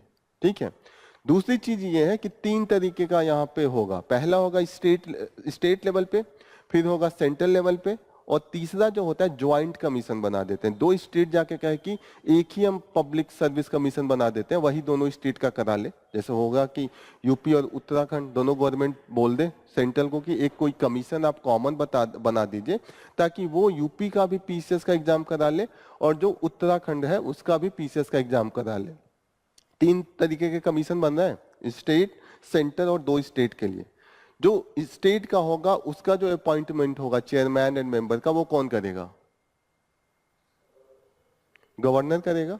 और जो सेंट्रल लेवल पे वो प्रेसिडेंट करेगा, बहुत कॉमन है। लेकिन जो कॉमन दोनों का ज्वाइंट बनेगा उसका कौन करेगा? कॉमन सेंस लगा के बोलिए आपका। कॉमन सेंस प्रेसिडेंट, क्योंकि दोनों में ऐसे लड़ाई होगी ना, कौन गवर्नर करेगा, ये करेगा ये करेगा, प्रेसिडेंट कॉमन हो जाएगा। That is the thing. Okay, दूसरी चीज जो टेन्योर होती है, टेन्योर कितने टाइम के लिए बनाया जाता है? क्या है टेन्योर? यूनियन पब्लिक यूपीएससी के लिए 6 ईयर एंड 65 ईयर्स, जो भी पहले आ जाए। या तो ड्यूरेशन 6 साल वो काम करे, या तो 65 ईयर्स का उनका एज हो जाए। जो भी पहले होगा वो उसके बाद रिटायर हो जाएंगे। दूसरी चीज है कि रिटायरमेंट के बाद उन्हें दोबारा किसी भी गवर्नमेंट सर्विस में नहीं जॉब दिया जाता है, दैट इज इनएलिजिबल हो जाते हैं। खासकर दोबारा उन्हें मेंबर और द चेयरमैन नहीं बनाया जाएगा, एक बार जो हो गए इनएलिजिबल हो जाते हैं। That is other thing you should remember. ठीक है ना?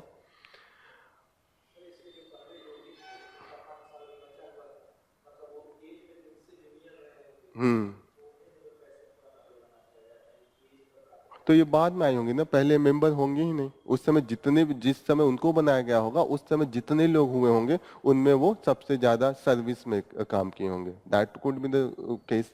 जैसे चंद्रचूड़ हैं तो उस समय वो सबसे ज्यादा एज के थे, लेकिन अभी देखा जाए तो कई लोग उनसे ज्यादा सीनियर हो गए। तो दैट इज द केस। मतलब उस पर्टिकुलर टाइम पे वो आए ही नहीं होंगी, ये मेंबर नहीं होंगी, ये सेक्रेटरी थी, अभी है ना ये मेंबर। तो इसीलिए उस समय, वरना अगर पहले से होती तो उनको बना दिया गया होता। और नहीं, आप क्या पूछ रहे हैं मुझे समझ में नहीं आया। अच्छा, ये मैं अब समझ नहीं पाया, मैं कुछ और बताया। ये जो पूछ रहे हैं उसका आंसर है कि सबसे ज्यादा जो एज हो उसको बनाने का नहीं कोई प्रोविजन है। एलिजिबिलिटी सिर्फ ये है कि जो भी उसमें 10 साल का प्रायर एक्सपीरियंस है, वो तो चॉइस पे होता है, वो प्रेसिडेंट एंड गवर्नमेंट की चॉइस पे होता है। उसमें सीनियोरिटी नहीं है। सीनियोरिटी जो होती है वो जजेज में होती है। जो चीफ जस्टिस बनाना होता है वहां पे सबसे जिसका एज उस समय, एज नहीं, खासकर जो सर्विस में एज होता है, ऐसा नहीं कि खुद का एज, सर्विस में जो एंट्री होती है ना, जैसे सर्विस का एज अलग होता है, खुद का एज अलग होता है। फॉर एग्जाम्पल यूपीएससी में कोई 30 साल पे एंट्री करे, कोई 21 साल पे एंट्री करे। जो 21 साल पे एंट्री करेगा एज उसका कम होगा, लेकिन एक्सपीरियंस उसका 50, अगर दोनों 50 के हो जाए तो एक का एक्सपीरियंस 29 साल का होगा और एक का एक्सपीरियंस 20 साल का होगा। तो जो सर्विस का एज है वो जो 21 साल वाला है एज में कम है, लेकिन उसका ज्यादा है। आर यू गेटिंग ना? तो वो वाला एज हम लेते हैं। और यूपीएससी में ऐसा एलिजिबिलिटी नहीं है।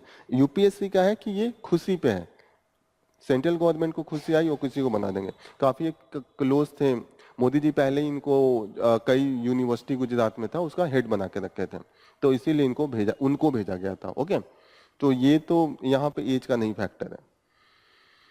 ये समझ में आ रहा है ना? Functions and different provision article 315 से स्टार्ट होता है यूपीएससी का कि यूपीएससी होना चाहिए, क्या एलिजिबिलिटी है, क्या क्वालिफिकेशन है। क्वालिफिकेशन सिर्फ एक ही है कि जो उसके हाफ ऑफ मेंबर्स हैं।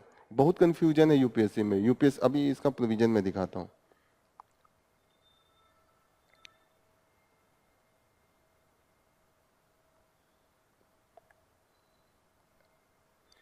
तीन 315 पे इन्होंने स्टार्ट किया है पब्लिक सर्विस कमीशन। यहाँ पे लिखा है कि ईच स्टेट और यूनियन, जो यूनियन लेवल पे पब्लिक सर्विस कमीशन होना है जो रिक्रूट करेगा ए ग्रेड का जो सर्विसेज है and the all India services के लिए। ओके, आफ्टर दैट इन्होंने लिखा है कि जो उनका क्वालिफिकेशन है दैट विल बी एलिजिबिलिटी।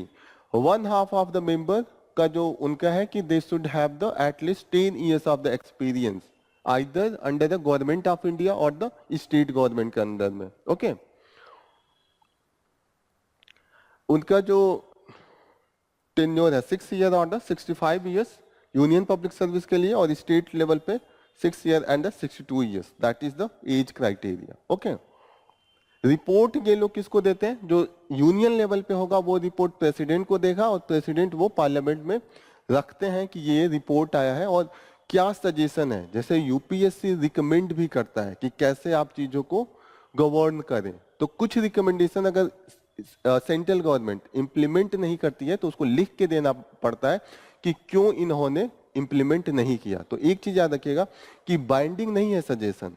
ऐसा नहीं है कि उन्होंने जो रिकमेंडेशन दिया वो मानना ही है, लेकिन अगर नहीं माना है तो वो लिख के जस्टिफाई करेंगे कि why that has been ignored, तो वो भी नीचे कहीं ना कहीं है। जो रिमूवल है, रिमूवल का जो तरीका है यूपीएससी के चेयरमैन का वो काफी टफ है।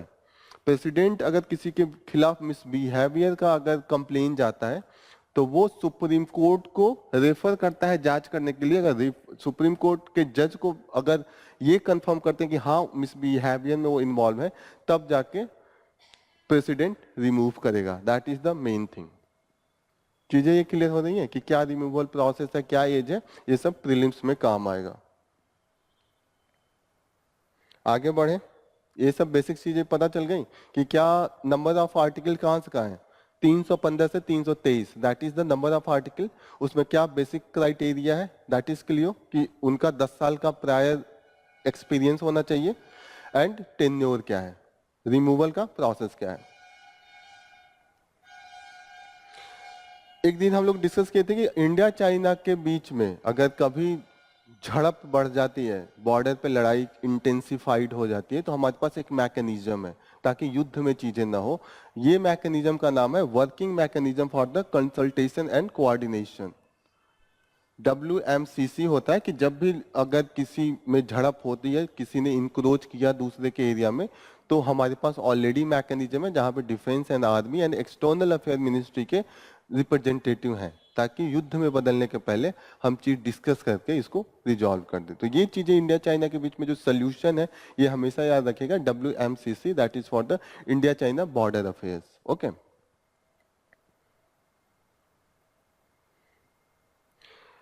जो नागा भी कई कम्युनिटी होते हैं, और नागा का जो पॉपुलेशन है केवल नागालैंड में ही नहीं है, म्यांमार में भी है, और जो मणिपुर के कई एरिया है उसमें भी है।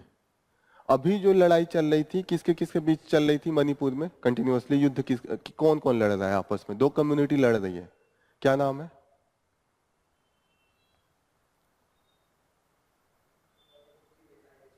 Cookie and मेटीज। कुकीज जो है वो कहाँ पे रहते हैं? हिल एरिया में, पहाड़ों पे ऊपर। और मेटीज जो इम्फॉल वैली है, मणिपुर का कैपिटल क्या है? इम्फॉल है। इम्फॉल वैली में जो प्लेन पे रहते हैं, जो मीटीज हैं, वो नॉन ट्राइबल हैं। मीटीज, ये है Meiteis, they are the non tribal plain. ये डेवलप्ड है, ये ओबीसी में आते हैं। कुकीज जो है वो ट्राइबल है। ओके, लेकिन जो हिल पे रह रहे हैं, कुकी के सिवा नागा भी लड़ रहे हैं। Nagas tribe, they are also on the hill और दे आर ऑल्सो ट्राइबल। तो Kukis and Naga both are fighting. अब ये डिमांड हो रहा है कि अभी भी ये हालत है ना कि जो कुकी वाले हैं वो जहां मिटीज हैं उस एरिया में नहीं जाते हैं, और जहां पे मिटीज डोमिनेशन है उस एरिया में कुकीज नहीं जाएंगे। कुकी जो ट्राइब है, जान का इतना खतरा है, आदमी गेटिंग ना, कि मतलब उस एरिया से नहीं गुजर रहे हैं। तो जो नागाज है वो जो मणिपुर की नागा है वो 3 ग्रुप है, उनमें भी सब डिवीजन है, जेमे, लियांगमाई एंड रोंगमी, ये 3 ग्रुप हैं। अब ये कह रहे हैं कि अंदर अंदर भी जो डिस्ट्रिक्ट है उसमें भी डिवीजन कर दिया जाए, कि जहां पे मानिए कि कुकीज ज्यादा है या मिटीज ज्यादा है, नागाज ज्यादा है, उनका अलग अलग इंटरनल डिवीजन हो जाए। जैसे सबसे ज्यादा हम लोग देख रहे थे जान जो जा रही थी, किलिंग का, डेथ का जो केस आ रहा था, वो कहां से आ रहा था? चूराचंदपुर से आ रहा था। 2 डिस्ट्रिक्ट था, चूराचंदपुर एंड कोंग पोपी, ये 2 डिस्ट्रिक्ट में सबसे ज्यादा डेथ हो रहे थे। अब यहाँ पे मिक्स है पॉपुलेशन, अब यहीं पे डिमांड चल रहा है कि अलग अलग जहां पे जिसका डोमिनेशन है उसको भी अलग अलग हम पावर दे दें। क्लियर हो रही है चीजें कि डिस्ट्रिक्ट का डिवीजन कर दें internally as per the population and the tribe within the those district.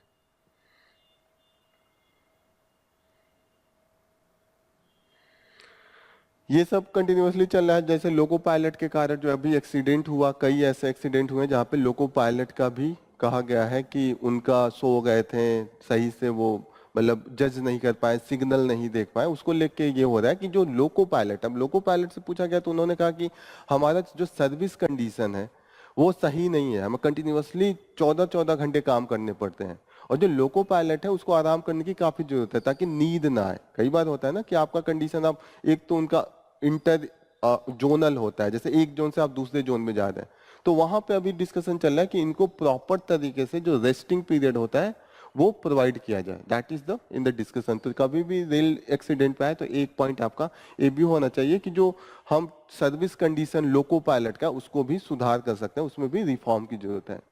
दूसरी चीज यहाँ पे बात चले कि एयरक्राफ्ट एक्ट को बदलना है। ऑलरेडी ये एक्ट बहुत पुराना है, 1932 में ये बना था, 1934 में, और ये हो गया कि इसमें बहुत अमेंडमेंट आया है तो काफी कंफ्यूजन आ गया। पायलट बनना सबसे कठिन ये भी इसलिए भी होता है, एग्जामिनेशन टफ नहीं है, करप्शन बहुत है, आपको घूस बहुत देना पड़ता है, तो that is the other thing. तो उसको भी लेके डिमांड चल रहा है कि ये जो एक्ट है उसको बदल दिया जाए। तो उसको लेके आया है इन्होंने, गवर्नमेंट लेके आई है भारतीय वायुयान विधेयक, ठीक है, इसका नाम है। तो साउथ वाले विरोध कर रहे हैं कि आप मतलब आप हर चीज को हिंदी में क्यों कन्वर्ट कर रहे हैं। एक तो वहां के एमपी ने बोला कि एक तो ये हम प्रोनाउंसिएशन करने में भी काफी दिक्कत हो रहा है, दैट इज द वो अलग ही मुद्दे पे लड़ाई चल रही है। एक चीज और याद रखिएगा, इसको लेके आपस में 2 मिनिस्ट्री लड़ रही है। फिनेंस मिनिस्ट्री ने अभी इंश्योरेंस पे 18% का, जो insurance of the goods and services as well as the medical equipments, जो मेडिकल इंश्योरेंस है उस पे 80% का जीएसटी लगा दिया है। तो जो नितिन गडकरी है वो भी मिनिस्टर है, उन्होंने लिख के बोला है कि ये हटना चाहिए। इससे लोगों का जो इंश्योरेंस है, और लेडी लोग सस्पिशन में रहते हैं कि इंश्योरेंस कराए या ना कराए, क्योंकि इंश्योरेंस कराने से एक तरीके से सेफ्टी मेजर होता है। कभी कभी घटना घटती है तो एक जो प्रेशर पड़ता है, जो बर्डन होता है economic and other financial burden, वो रिड्यूस हो जाता है इंश्योरेंस से। तो इसको लेके यहाँ पे सजेशन है। ये सब न्यूज में इसलिए है क्योंकि these are in the budget में ये सब था।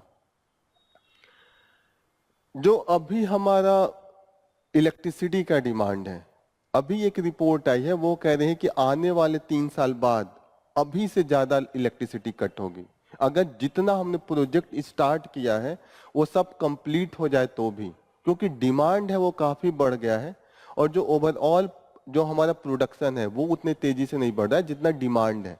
और खासकर जो हम टोटल भार अपना रिन्यूएबल एनर्जी पे कह रहे हैं उसकी लिमिटेशन है। लिमिटेशन ये है कि वो एक पर्टिकुलर टाइम पे प्रोड्यूस होगा, उसके बाद दूसरे टाइम पे वो प्रोड्यूस नहीं होता है, that is the main limitation. अभी जो हमारा टोटल इंस्टॉल कैपेसिटी है 446 है, एंड अभी भी जो मैक्सिमम प्रोडक्शन हो रहा है वो कोल से हो रहा है। ये तो आपको पता होगा, कोल 50 to 55%, 446 में 211 जो हो रहा है वो कोल से आ रहा है, बाकी सब रिन्यूएबल एनर्जी से आ रहा है, और जो थोड़े बहुत है वो nuclear and the oil gas से आ रहा है। सेकेंड लेवल पे रिन्यूएबल एनर्जी है, रिन्यूएबल में भी सबसे ज्यादा सोलर एनर्जी है। Okay, that is the main thing. ये समझ में आ रहा है इलेक्ट्रिसिटी का क्या डिमांड है। एक बात दिमाग में होना चाहिए कि 400 जो है 46 गीगावाट का जो है वो हमारा इस समय इंस्टॉल कैपेसिटी चल रही है। अभी भी जो डोमिनेशन है 50% के आसपास कोल का है। That should be the ransomware. क्या होता है? What is the ransomware?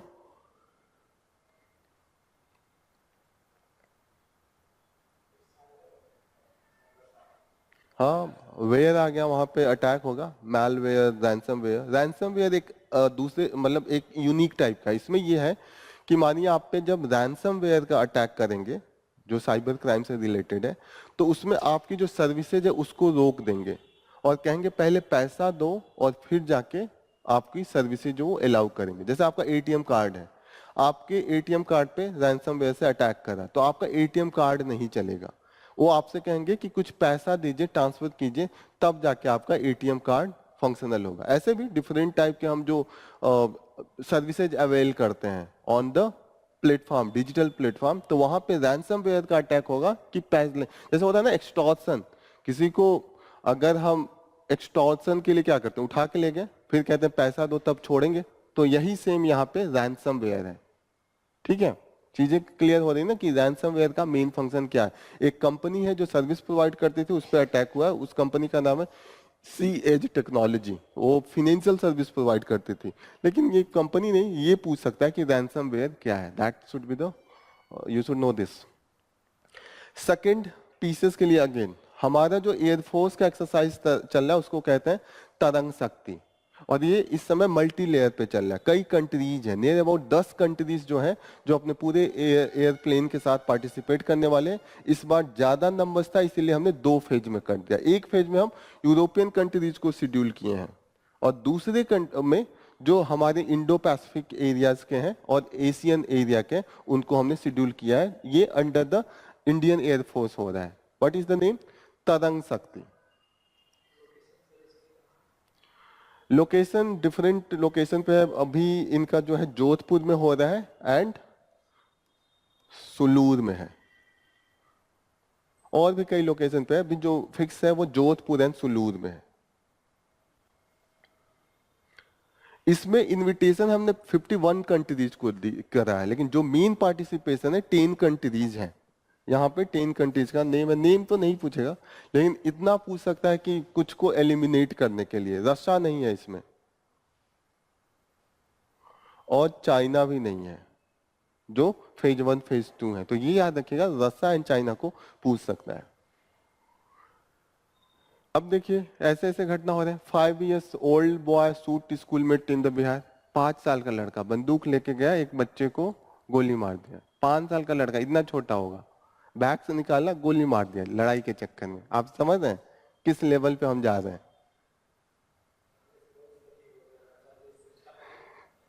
5 साल का बच्चा, इतना छोटा भी, वो होश भी नहीं आता। वो क्लास 3 में पढ़ रहा था। 3 में, वो भी 3 में गया वो ये सब नहीं पढ़ा है, नर्सरी ये सब यूकेजी। वो डायरेक्ट 1-2 वाला पढ़ाई पढ़ा है। अगर नर्सरी वर्सरी पढ़ा होता तो अभी वो एलकेजी यूकेजी में होता, और वो ले जाके बंदूक से गोली चला दिया।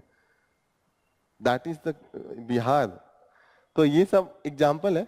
आपको मन करेगा लिखेगा कभी एथिक्स का आ जाए कि आजकल हमारा एथिक्स किस किस लेवल पे है। ये घटनाएं ऐसी ऐसी हो रही है। और वो एकदम बैग में लेके गया था बंदूक। अन्य बच्चे को पता भी नहीं चलता, 5 साल में कुछ होश भी नहीं रहता उनको। चॉकलेट वॉकलेट बस इतना पता होना चाहिए। वो लड़ाई वड़ाई कर ले रहे हैं, वो भी बंदूक से।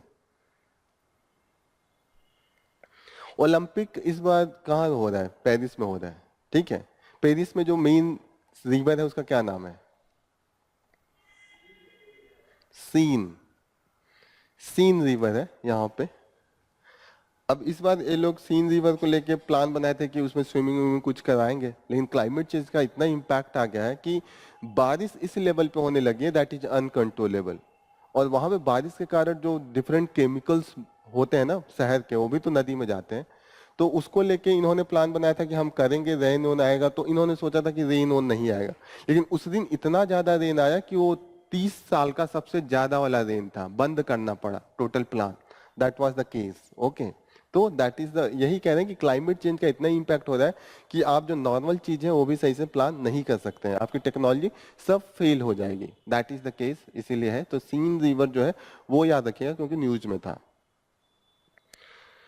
नेक्स्ट इंपॉर्टेंट न्यूज जो हम लोग कवर कर रहे हैं वो थोड़ा सा एनालिटिकल है। Global struggle for the pandemic treaty. तो अभी हम 3-4 सालों से पैंडेमिक ट्रीटी का निगोसिएशन चल रहा है। WHO के अंडर में। WHO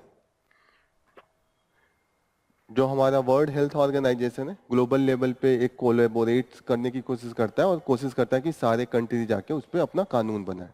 तो यहाँ पे पॉलिसी का ये था कि जब कोविड-19 आया तो उसमें देखा गया कि बड़ा इनइक्वालिटी है क्रॉस द वर्ल्ड। जो देश अमीर है उन्होंने वैक्सीन बना दिया, और उन्होंने जब वैक्सीन बना लिया तो एक्सपोर्ट पे रोक लगा दिया था कि वैक्सीन बाहर नहीं जाएगी। जो गरीब कंट्रीज हैं वहां से उन्होंने काफी रिसर्च के लिए मटेरियल लिया था, रॉ मटेरियल, एवरीथिंग, कि क्या कैसे पैथोन ओरिजिनेट हो रहा है, कैसे इवॉल्व हो रहा है, एवरीथिंग। जो वो मेडिसिन बना रहे थे, वैक्सीन बना रहे थे, मैक्सिमम उसका जो डेटा आ रहा था वो डेवलपिंग वर्ल्ड से आ रहा था। डेवलप्ड वर्ल्ड ने वैक्सीन बना लिया, अब उनकी गवर्नमेंट रोक लगा दी, एक्सपोर्ट नहीं कर सकते, पहले अपने देश में बनाओ। और जो बाहर का कंट्री था भेज भी रहे थे तो काफी हाई कॉस्ट पे ले रहे थे। कईयों ने पहले ही बना लिया था कोविड का वैक्सीन, एवरीथिंग, लेकिन शेयर नहीं कर रहे थे। तो तभी हमने डिसाइड किया कि ये पैंडेमिक पॉलिसी बनना चाहिए, पैंडेमिक एग्रीमेंट बनना चाहिए कि जब बहुत कोविड लेवल का जब पैंडेमिक है कि पूरा वर्ल्ड में फैल गया हो, ऐसे कंडीशन में क्या दायित्व होगा।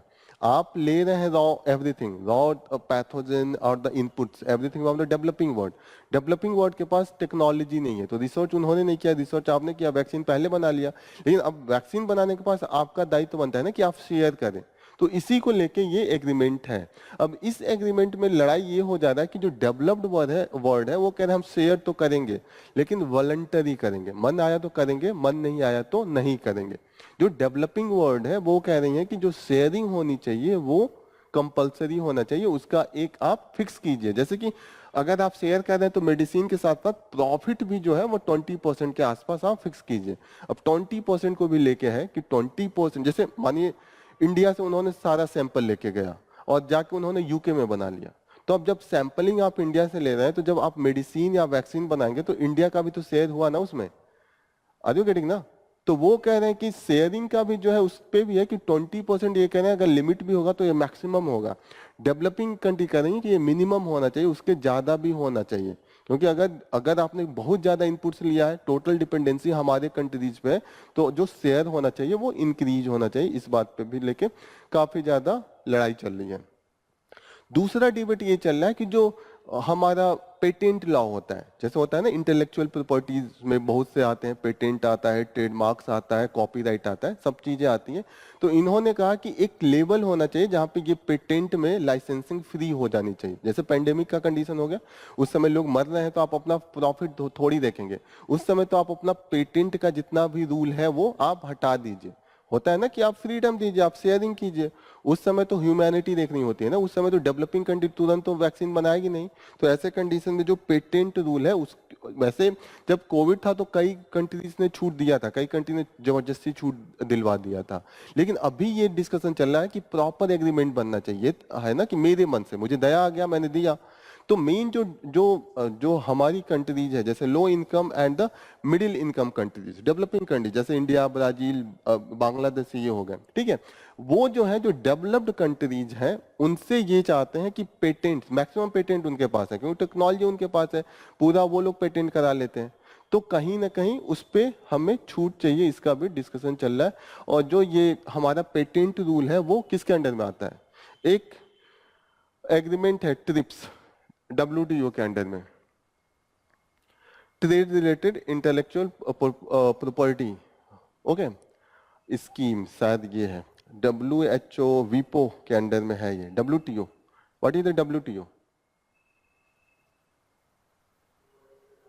World trade organization. इसका क्या काम है?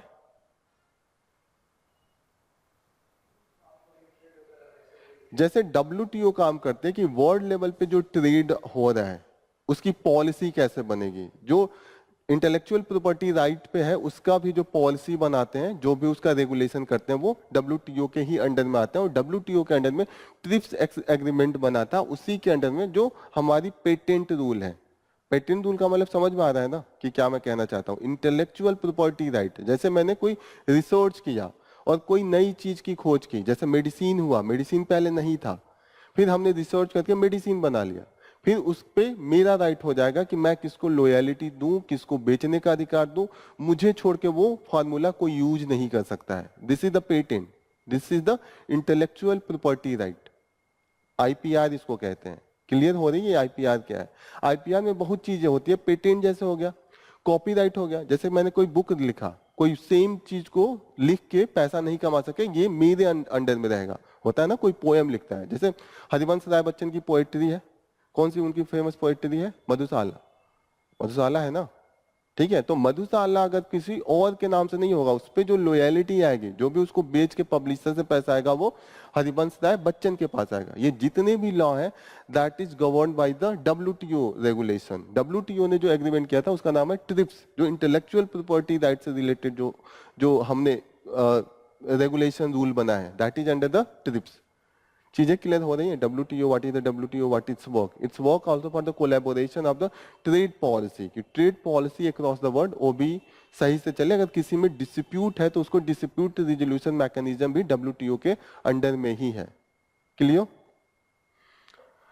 तो यही बात आ रही है कि इसमें WTO का भी इंक्लूजन करके हम जितने भी रिलेटेड है इंटरनेशनल हेल्थ रिलेटेड रेगुलेशन, उसको हम ऐसा करें कि इक्विटेबल हो और शेयरिंग बेसिस पे हो। दोनों लोगों का कोऑपरेशन होता है, दो नॉर्थ एंड साउथ। जो डेवलप्ड वर्ल्ड है उनको नॉर्थ कहते हैं, जो डेवलपिंग है वो साउथ है। तो नॉर्थ एंड साउथ के बीच में हम एक बैलेंस बना सके, that is the main thing. इसमें यही है। अभी एग्रीमेंट ये फेल हो गया है, अभी भी इस पे एक मत पे हम नहीं गए। तो अगले साल 2025 में फिर इस पे मीटिंग है, तो उस पे देखते हैं कि क्या आउटकम आता है। ये 3 साल से चल रहा है, कोविड के बाद ही 2022 से इस पे एग्रीमेंट, इस पे डिस्कशन एंड इस पे कंटिन्यूअसली है नेगोशिएशन। क्लियर हो रहा है ये?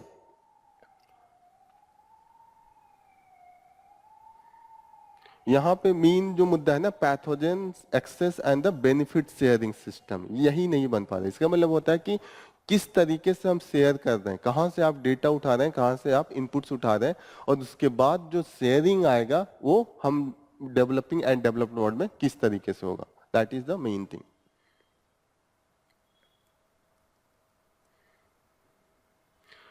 अननेचुरल डिजास्टर, अननेचुरल क्यों है? क्योंकि कंटिन्यूअसली जो हमारा रिपोर्ट था, गार्डगिल पैनल हमने देखा था, उन्होंने पहले ही बोला था कि इस एरिया में आप मत बनाइए, नहीं तो वहां पे डिजास्टर आने वाला है। वो 2011 में ही जो अपना रिपोर्ट दिया था, उसी समय इन्होंने बोल दिया था। वायनाड, ये जितने भी एरिया है उनको इन्होंने सेंसिटिव जोन में रखा था। तो इसी पे बात हो रही है कि आप पहले ही नहीं काम करें।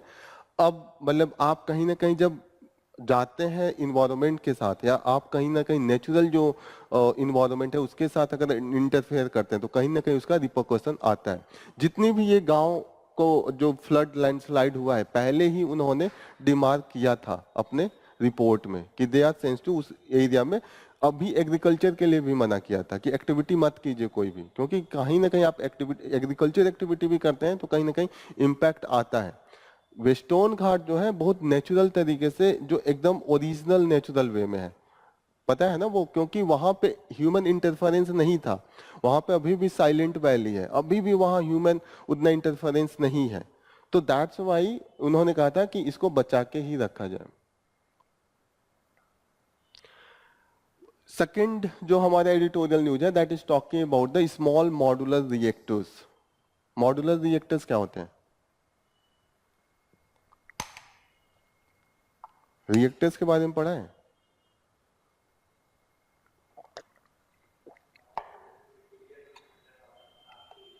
न्यूक्लियर रिएक्टर्स, जहां से न्यूक्लियर एनर्जी प्रोड्यूस होता है। तो यहाँ पे जो हम लार्ज स्केल में न्यूक्लियर रिएक्टर्स बनाते हैं, तो वहाँ पे काफी रिस्क प्रोपोर्शन होता है कि आपका जो रेडिएशन होगा, एमिशन होगा, उस किस तरीके से इम्पैक्ट कर रहा है। जैसे कैंसर के भी काफी केसेस आ जाते हैं, और भी डिफरेंट टाइप के स्किन डिजीज और भी होने के चांसेस होते हैं। तो अब बात हो रही थी, विरोध होता है जहाँ पे भी ये रिएक्टर्स बनते हैं, तो वहाँ पे विरोध होने लगता है कि आप हमारे एरिया में मत बनाइए। तो उसका सोल्यूशन ये ढूंढा गया कि जो हमारा उसी रिएक्टर्स को स्मॉल स्केल पे बनाया जाए। अब स्मॉल स्केल पे बनाएंगे तो जो रेडिएशन का जो खतरा है वो मिनिमाइज हो जाता है। लेकिन दिक्कत अब ये कहने कि जो रिएक्टर्स होते हैं, न्यूक्लियर रिएक्टर्स, उसमें बनने के बाद खर्चा कम आ जाएगा। जैसे 10 साल बाद उसमें बाद में इनपुट्स नहीं लगते हैं, लेकिन इनिशियल स्टेज पे खर्च बहुत लगता है। उस रिएक्टर्स को बनाने में जो एक्सपेंडिचर है, that is the very high. बाद में उसका धीरे धीरे कम हो जाता है, क्योंकि only you have to put the fuels, और वो फ्यूल्स कई बार रिसाइकलिंग भी होती है, उसको 2-3 फेज पे हम यूज कर लेते हैं। क्लियर हो रही है चीजें? तो वही ये कह रहे हैं कि अब जो इसका सोल्यूशन अभी आ रहा है स्मॉल मॉड्यूलर रिएक्टर्स, लेकिन दिक्कत इसमें है जो इनिशियल एक्सपेंडिचर है इसमें और ज्यादा कहीं ना कहीं बढ़ जाता है। और दूसरी चीज ये कह रहे हैं कि जब स्मॉल ये मॉड्यूलर रिएक्टर्स हैं इसको धीरे धीरे प्राइवेटाइज भी कर रहे हैं। अब आप जब प्राइवेटाइज कर रहे हैं तो जो रेगुलेशन का रिस्पॉन्सिबिलिटी है वो गवर्नमेंट पे और ज्यादा बढ़ जाता है, क्योंकि प्राइवेट बेनिफिट पे काम करते हैं, जहां पे भी उनको सेफ्टी मेजर होगा वहां पे वो कहीं ना कहीं कॉम्प्रोमाइज करेंगे। तो वही इन्होंने कहा है कि when you are going for the privatization of all this, तो यहाँ पे जो गवर्नमेंट को प्राइवेटाइजेशन की तरफ जा रही है, तो यहाँ पे हमारा जो सेफगार्ड है वो कहीं ना कहीं और ज्यादा बढ़ा देने की जरूरत है। That is the main concern. Okay, कहीं ना कहीं हमें ये भी लगता है कि जो सोल्यूशन है फ्यूचर में, कोल वाला तो सोल्यूशन नहीं है, कोल हमें कम करना है, हम रिन्यूएबल एनर्जी पे जाना चाहते हैं, लेकिन रिन्यूएबल एनर्जी इंटरमिटेंट है। इंटरमिटेंट का मतलब कभी किसी दिन बहुत ज्यादा प्रोड्यूस होगा, किसी दिन बहुत कम होगा, दोपहर में बहुत ज्यादा क्वांटिटी होगी, रात में कुछ नहीं प्रोड्यूस होगा। सोलर एनर्जी, विंड एनर्जी, जब हवा बहेगा तो प्रोड्यूस होगा, नहीं है तो नहीं है। इंटरमिटेंट है, इंटरमिटेंट की मतलब फ्लक्चुएट करेगा। ऐसे केस में हमें एक stable supply of the energy चाहिए, और उस केस में न्यूक्लियर एनर्जी काफी है, मतलब काफी अच्छा रिप्लेसेबल है। क्यों? क्योंकि एक तो कोल का जो एमिशन होता है वो इसमें एमिशन नहीं है, सिर्फ एक ही चीज है सेफ्टी मेजर, जो रेडिएशन का खतरा है अगर उसको सॉल्व कर दिया जाए तो already we have the solution for the जो एमिशन होता है। क्योंकि कोई गैस नहीं निकलता है, सिर्फ रेडियो एक्टिव मटेरियल होते हैं, वो भी क्वांटिटी ज्यादा नहीं होती, लेकिन हमारी टेक्नोलॉजी नहीं है उस लेवल पे कि उसको सेफली हम लोग रिस्टोर कर सके। दूसरी चीज इसलिए भी इसको प्रमोट कर रहे हैं क्योंकि इंडिया के पास थोरियम है, और थोरियम इंडिया के पास वर्ल्ड में सबसे ज्यादा है। आप किसी भी बीच पे जाइएगा ईस्टर्न कोस्ट पे, तो वहां पे आपको उसके जो सैंड होता है उस सैंड में थोरियम नेचुरल रूप से मिलता है। तो लेकिन टेक्नोलॉजी नहीं है, तो हो सकता है फ्यूचर में अगर थोरियम से हम प्रोड्यूस कर सके। अभी तक हम यूरेनियम से करते हैं, यूरेनियम पता है ना, यूरेनियम थोरियम, थोरियम वाली टेक्नोलॉजी नहीं है हमारे पास। तो ये चीजें थोड़ा आप लोग ध्यान में रखिएगा, उस पर हम रिसर्च कर रहे हैं। That is the main thing. समझ में आ रहा है ना कि इसका क्यों रेलिवेंस है, क्यों हम इसको प्रमोट करना चाहते हैं, स्मॉल रिएक्टर्स क्यों हम प्रमोट कर रहे हैं? क्योंकि वहां पे जो रेडिएशन का रिस्क है वो कम है naturally. That is the main reason. ठीक है, बाकी का आगे वही, ये पॉलिटिकल न्यूज है ऑलरेडी मिडिल क्लास का जो हम देख रहे हैं बजट से, तो इसको हम डीप में नहीं जाएंगे। ये इंडेक्सेशन वाला उस दिन कॉन्सेप्ट हम लोग पढ़े थे, what is the indexation of the long term capital gain. Long term capital gain tax क्या हम लोग उस दिन पढ़ रहे थे? जब आपके पास कोई जमीन खरीदा और उस जमीन को बाद में बेचा, तो उस पे जो गेन आएगा, जैसे आपने 10 लाख में खरीदा और 80 लाख में बेचा, जो आपका गेन कितने पे आएगा? 80 लाख होगा जो डिफरेंस। तो इन्होंने कहा इंडेक्सेशन, जो इंडेक्सेशन कैसे करते हैं उस दिन बताया था एग्जाम्पल देके। क्या था इंडेक्सेशन? जैसे मैंने ये बताया था एग्जाम्पल, इन्होंने भी सेम एग्जाम्पल वही दिया है। आज इन्होंने एग्जाम्पल देके समझाया। इन्होंने कहा कि 2001 में मैं कोई जमीन खरीदा, उसका 10 लाख रेट था, इस साल बेचूं 2000, उसका रेट हो गया 80 लाख। ओके, 75 लाख इन्होंने बोला कि 75 लाख हो गया। तो जो गेन कितना हुआ? गेन 65 लाख का हुआ, 65 लाख का हुआ। लेकिन असली में क्या होता है, जब मैंने खरीदा तो उस हिसाब से उस समय इन्फ्लेशन कुछ कम रहा होगा, उस समय अगर मैं बेचता तो ये 75 लाख क्या होता, उतना ज्यादा नहीं होता, गेन हमारा कम होता ना। जैसे आप 10 साल बाद उस 10 लाख का प्राइस, अगर आप जिस तरीके से इन्फ्लेशन है 8% 9%, तो कहीं ना कहीं वो 10 लाख अगर इन्फ्लेशन से एडजस्ट करें तो उसका 30-40 लाख हो गया।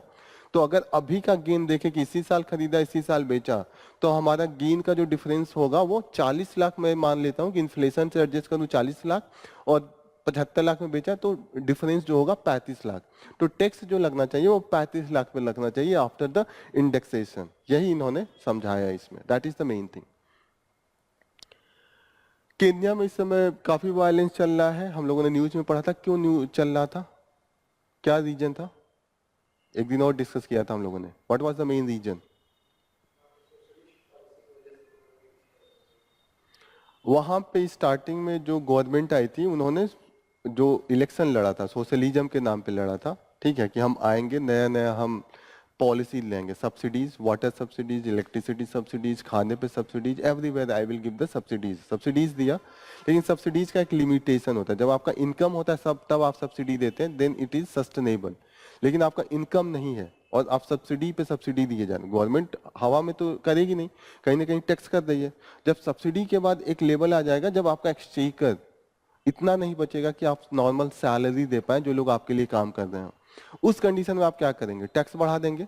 3-4 साल बाद आपने खूब सब्सिडी दिया, जब नहीं है तो टैक्स ही बढ़ाएंगे ना, अब आपको पैसे की ज्यादा जरूरत है। तो ऐसे में इन्होंने स्टार्ट कर दिया था टैक्सेशन, और टैक्सेशन काफी हाई हाई लगा दिया था। जैसे 25-25% टैक्स लगा रहे थे, जैसे कुकिंग ऑयल पे 16% टैक्स था, गुड एंड सर्विसेज पे, जो एक्सेप्टेबल नहीं था वहां के लोगों के लिए। एकाएक भार बढ़ गया ना, पहले लोग मजे कर रहे थे फ्री फ्री में, अब एकाएक इन्होंने टैक्सेशन हाई कर दिया। जो गवर्नमेंट एम्प्लॉयज थी उनको जो डिफरेंट सुविधाएं दी जाती हैं कि home allowance, travel allowance, medical allowance, ये सब दी जाती हैं, ये सब भी हटाना स्टार्ट किया। तो एकाएक प्रोटेस्ट होना स्टार्ट हुआ और वो प्रोटेस्ट वायलेंस में बदल गया, और उसी को लेके इनको ये बिल वापस करना पड़ा, क्योंकि टैक्स लेने के लिए हमें फिनेंस बिल लाना पड़ता है। पढ़ा था ना, हर देश का यही है कि फिनेंस बिल के द्वारा ही आप टैक्स लाते हैं, और वो फिनेंस बिल इनको वापस लेना पड़ा था। ओके, कहीं ना कहीं है। और दिक्कत है कि ऑलरेडी ये कंट्रीज काफी ज्यादा पॉवर्टी है, वहां पे पॉवर्टी का जो लेवल है 5.2 million people they are into the poverty. Okay, unemployment भी 6% का आसपास है, जो अफ्रीका में एक तरीके से हाईएस्ट वन है। तो that is the main thing, उसी को लेके वहां पे वायलेंस हो रहा था। उस प्रोटेस्ट को लेके और भी कई जो अफ्रीकन कंट्रीज जैसे युगांडा है, वहां पे भी ऐसे ऐसे प्रोटेस्ट हो रहे हैं इस सब चीजों को लेके। तो केन्या में क्यों प्रोटेस्ट हो रहा है ये आपको क्लियर होना चाहिए, ठीक है। This is all about from the today's news, ठीक है। ये तो सिविल सर्विस वही चल रहा है, तो इसको हम दोबारा नहीं डिस्कस करेंगे, जो ऑलरेडी हमने बहुत डिस्कशन किया है कि कैसे क्या एस्पिरेंट है, कितने देते हैं, कितना सक्सेस रेट है, तो that is all about. Okay, so here we will conclude our session. Thank you for joining the session. कोई डाउट?